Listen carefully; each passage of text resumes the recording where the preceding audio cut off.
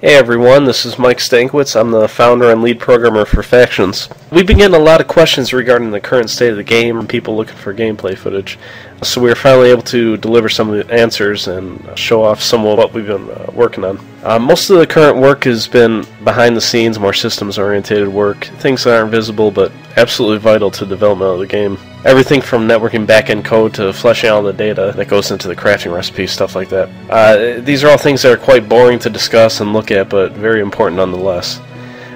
But enough of all that, onto the game. Factions is a sandbox MMO which aims to give absolute and complete freedom to you, the player. We like to call it a complete sandbox. No other game is really aiming to give players the experience we are. We drop players into an intensely challenging environment to survive in and compete over. We give players incentives to cooperate and incentives to contend each other over resources. We provide a multitude of systems to the players so that they can set rules, incentives, and barriers with which to govern themselves and each other. We're going to give players absolute freedom, but also provide enough tools so that they can prevent anarchy. We want players to immediately be challenged with very serious decisions when they enter the game. Will you spend time to fashion means of self-defense? Will you look for food and water? Will you work together with that player that just passed you? Or will you attack him, hopefully take his axe? Will you knock on the door of the fortress you see off in the distance, hopefully join an already established faction? The list goes on and on. This is a game of really important decisions and lasting consequences. So obviously what you're looking at here is a login screen. Keep in mind, please, all visuals here and everywhere else in the game will be continually updated before and after release whenever we can devote resources to making the game prettier. So let's go ahead and type in a username and password and connect to the game. While this is loading, let me give you a quick backstory of the game. Factions is set in a fantasy world where you play the role of a refugee escaping your homeland that was ravaged by a series of devastating natural disasters. You decide to cross the ocean, look for a continent not previously explored. You begin literally on the beach of this continent with nothing but the rags on your back. You must fight to survive and thrive in this harsh environment. You'll be competing against a highly dynamic environment and also other players, of course. So, looks like we're in here. When development progresses further, maybe later in our beta stages, you'll have the choice of actually starting a game like this completely on your own with no one to help you or hold your hand. You also have the choice of starting with a faction which accepts new players. This will allow players to immediately get involved with more social aspects of the game. We'll also be providing an optional tutorial for players as well as optional tooltips that you can click and get information on various things in game. Well, pretty much everything that you can do in the game will have a little tooltip if you want to see it. Hopefully this can aid players to more quickly do what they want to do in game, not get confused during the first few hours of gameplay. Let me go through some of the different systems that we have been implementing so you can get an idea of where we are with the game. We're extremely proud of our progress so far. This is our abilities page, or spellbook. Here you'll have all the different abilities available to you, which will eventually number in the hundreds when you include all the different crafting proficiencies, gathering abilities, world interaction abilities, and of course, combat and magic. Factions uses a completely classless, skill-based system, meaning that you can learn in advance with whatever abilities interest you. If you want to play as a tank and specialize in defensive abilities, wearing the heaviest armor, you can do that. If you want to focus on metalworking and learn how to create the greatest armor and weapons in the land, you can do that. If you want to create the best potions, or learn magic, learn multiple crafts, or play as a heavy armor-wearing sorcerer, or a stealthing archer, advanced architect by day, pickpocket by night, the list is basically endless as far as what players can do. So there should be a role for just about every sandbox player out there.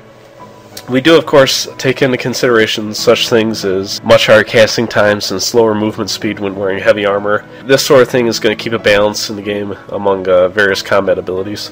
All this freedom and character advancement is made possible through a tech tree system which will start players with some basic abilities like eating, drinking, scavenging, even creating a lean-to for some basic shelter for a beginner player. More advanced abilities are research based on in-game time, so if you just started the game and want to learn how to cut down a tree, for instance, the research time on that might be an hour and a half. You can probably cut that down to, let's say, 45 minutes if you decide to have another player teach you the skill, so even players teaching other players is actually a skill in the game, which I think is really neat. Once you learn it, you can get better at performing the action based on how much you use it. Further expand the system or what other games have done, we're implementing a diminishing return system, so you can't chop down a tree for an hour straight and expect to continually get better at the same rate. There's also a skill degradation system whereby if you don't use an ability for some time, it'll slowly lose skill points. However, as a normal playing character, you probably shouldn't experience any of those two mechanisms. They're more there to stop the people who log in and then go AFK while the computer automatically skills up the character for them, which we hope you hate just as much as we do. So, when a player first creates a character, they'll be given about 10 hours of research time to spend however they choose, so they can specialize if they want to, get pretty high up in the tech tree, or, they can spread their skills around and hopefully fend for themselves, and they won't have to rely on others at all if they want to. So let me drag a few skills down to the bar here. Some stuff that might come in handy. We have some combat skills. Drag these little punches down here. Alright. So here we are. On the strange land, no tools, no food, no shelter, alone. So let's go ahead and build ourselves a little shelter, a little makeshift shelter. Later in development, players need to eat, drink, even rest to stay efficient. You'll regain stamina slower, recover from your wounds slower, learn abilities at a slower rate, and even die if you don't eat, drink, and rest regularly. This will continually give players a need to do some of the various things in the game that, if not challenged with these systems, probably wouldn't normally be done by players. Things such like cooking, eating, even when you're under a shelter, especially when you're logged out, you'll regain rested points quicker than if you're resting on the elements, so that'll make your character more efficient when you're actually in the game. It gives a need to everything in the game, which is really neat to a sandbox game like this. So let's go into our inventory and find the lean-to plans to begin construction of our lean-to. So here it is. I mean, really anywhere over here is probably suitable, but let's build in the wooded area next to these rocks here, where I'm sure, trees and rocks will all come in handy at some point. Let's find a nice little angle. This will work. A little pretty angle there. Alright, so there you go. You'll notice it's just kind of a ghosted image. This acts as a placeholder. Now we need to begin construction of the lean-to, so let's bring up the construction window just by clicking on here. So you'll notice we need wood and some rope material. You can see down in the lower right corner, the tooltip. We need 3 wood, 2 rope. So let's go find this. We don't really have any abilities as a new player, so we'll just use our scavenge ability to look on the ground. There's no animation for this yet, of course, but we can kind of get the idea of scavenging here. So granite, that's not really going to come into play for our lean-to. Okay, so there's some wood, common softwood that comes from the maple trees.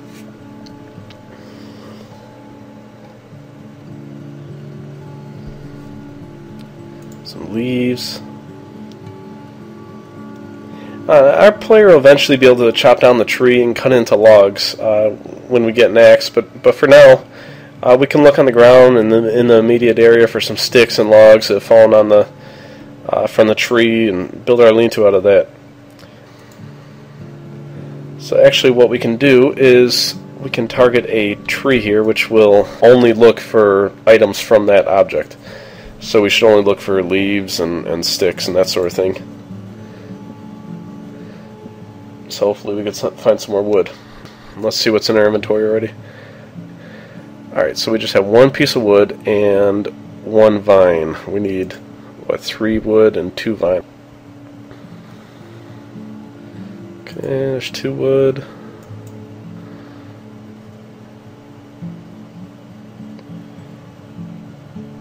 Okay, there's 3 wood. I'll do the same thing. We need some rope type material, so these akebia bushes here should be able to give us some vine. In other areas you might use different plants or animal sinew, or of course rope if you learn how to make that. So let's scavenge these bushes and we should get another vine here. Should get us on our way.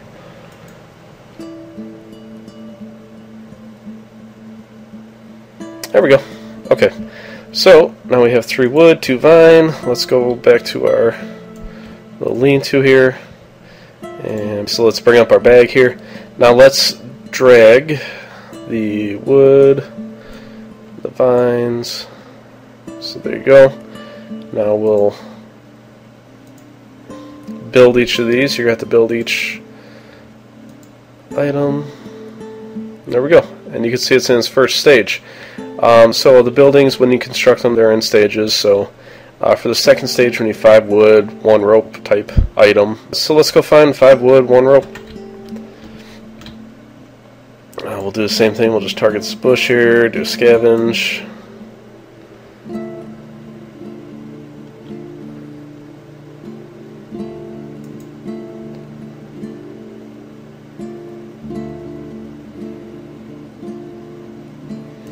Alright, and this is taking just a little long, so let me do something on the server. Okay, now I should have ability to chop this without an axe. There we go. So we'll just take some wood.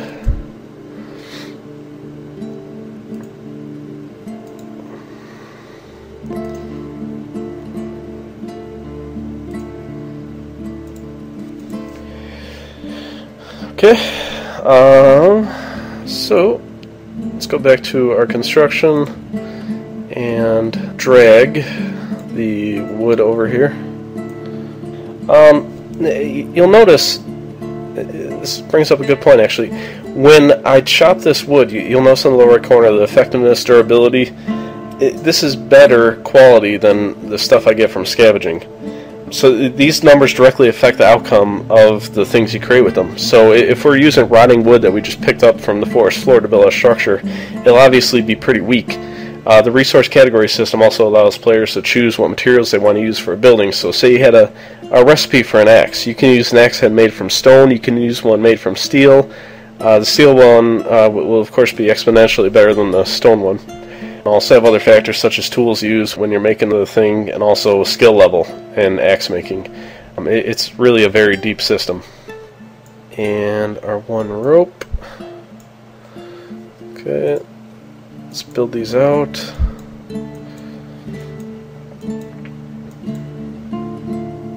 Okay, there we are in stage 3.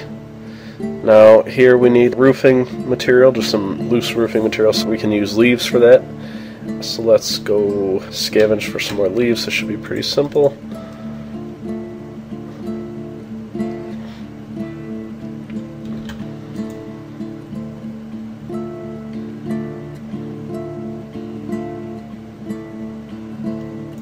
We'll just target the bush and scavenge that.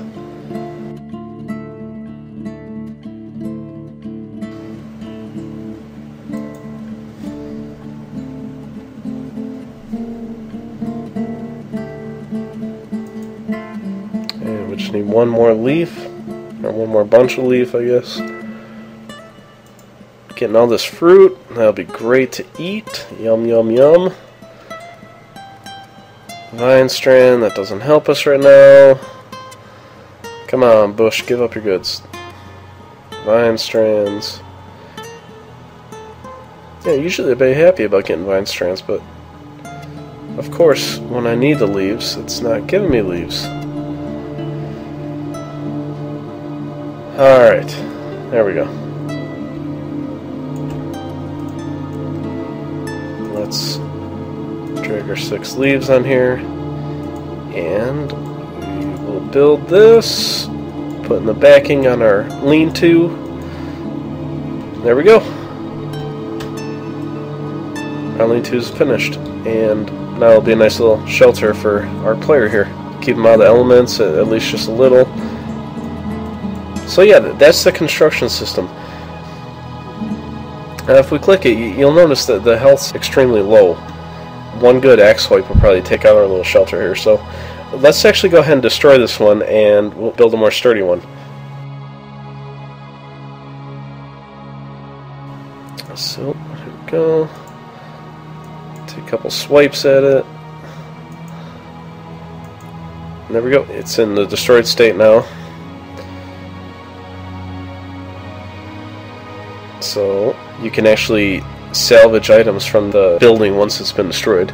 So let's take the Leaves, the extra vine, the wood.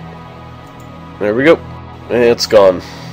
So let me talk a minute on the dynamic nature of the world and factions. If you cut down a tree, it won't just simply grow back in the same spot. Kill a pack of wolves and destroy their den. You should be safe from wolves for a while until wolves migrate back into the area again. Threats will gather in the wilderness and gain strength, so you'll need to go out and deal with them, or else they can come attack you if strong enough. There will be random events in the world, such as undead invasions or giant dragons, which maybe even multiple factions might need to work together to go thwart that threat. And eventually, our player will be able to build grand structures, large houses and public facilities, grain stores, faction halls, statues, workshops, storefronts, and so on. Absolutely everything in factions, again, is built by a player.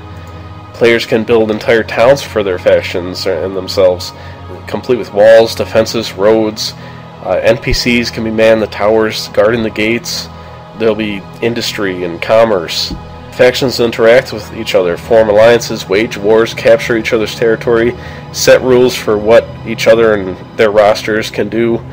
This is truly the sandbox that I think many players are itching for, and I'm happy to say we're making great progress towards bringing it to you as soon as possible. So I hope to see you at our website and forums. It's www.factionsgame.com. We could definitely use more feedback from our future players. So thank you very much for watching, everyone.